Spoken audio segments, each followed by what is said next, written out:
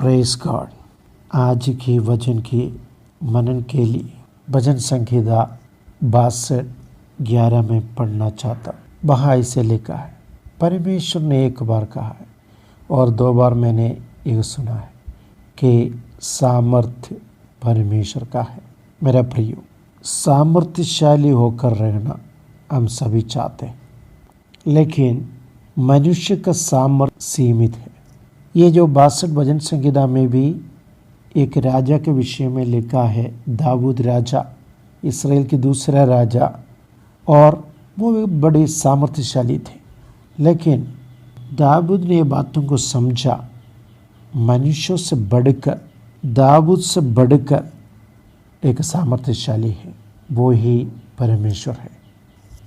हम परमेश्वर का सामर्थ्य को पाना है तो हमारे अंदर कुछ चाहत होना चाहिए।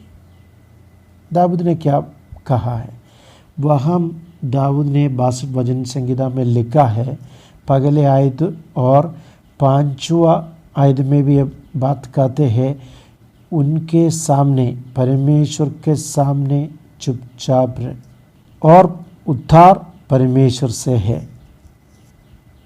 चुपचाप होकर रहना और उद्धार प्राप्त करना। और दूसरी बात, चुपचाप होकर रहते हुए आशा उसी से प्राप्त करना, आशा प्राप्त करना। जहाँ हमारा जीवन में आशा नहीं किसी चीज़ में, लेकिन हमें आशा उत्पन्न करेगा प्रभु पर भरोसा रखने से। इसीलिए दाऊद कहते हैं, चुपचाप रह, क्योंकि मेरी आशा उसी से है। तीसरा बात मैं आपको ये कहना चाहूँगा, दाऊद कहा, हर समय परमेश्वर पर भरोसा रहे,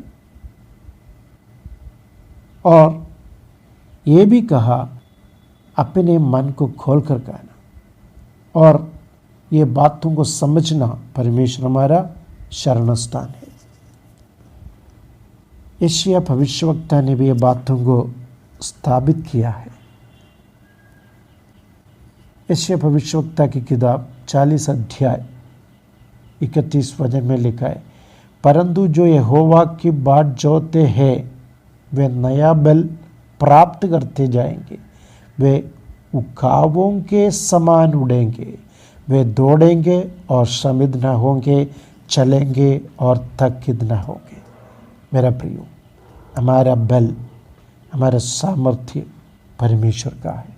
क्या करना पड़ेगा? परमेश्वर का बाट जोते रहना चाहिए। और मरकुस के सुसमाचार में भी एक स्त्री प्रभु का सामर्थ्य अपने जीवन में पाया। मरकुस का सुसमाचार 5वां अध्याय, वहाँ एक स्त्री के विषय में कहते हैं, 12 साल से 25 आयत में 12 वर्ष से लहू बगने का रोग से पीड़ित एक स्त्री, वो उन्होंने क्या किया, यीशु मसीह का चर्चा सुनकर भीड़ में उसके पीछे से आई और उसके वस्त्र को छू लिया। उन्होंने क्या कहा, अपना दिल में बातें की, प्रभु से कुछ आशा रखा, भरोसा रखा, कहा, यदि मैं उसके वस्त्र ही को छू लूँगी तो चंगी हो जाऊंगी।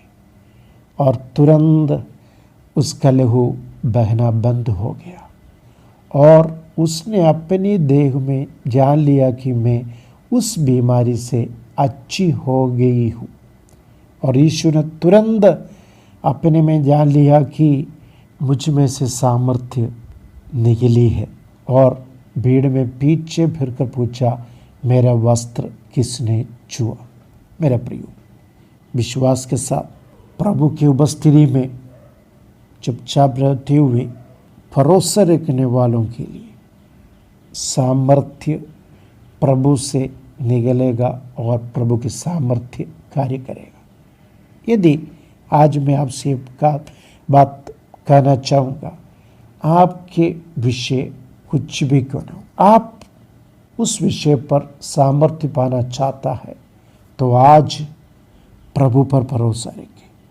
आपका उद्धार, आपका आशा प्रभु से आप भरोसा रखें, आपके बात प्रभु पर बोले, आपका विचार प्रभु पर डाले, प्रभु आपके जीवन में कार्य करेगा। सचमुच प्रभु सामर्थ्यशाली।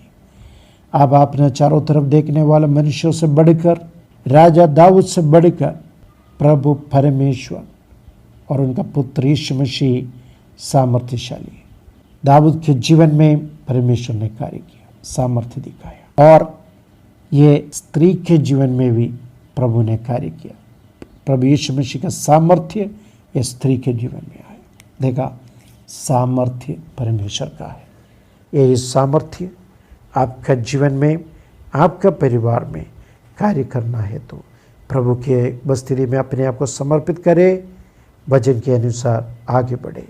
इस वचन के अनुसार आप सभी आशीषित हो जाए। प्रभु आप सभी को बरकत और आशीष दे। God bless.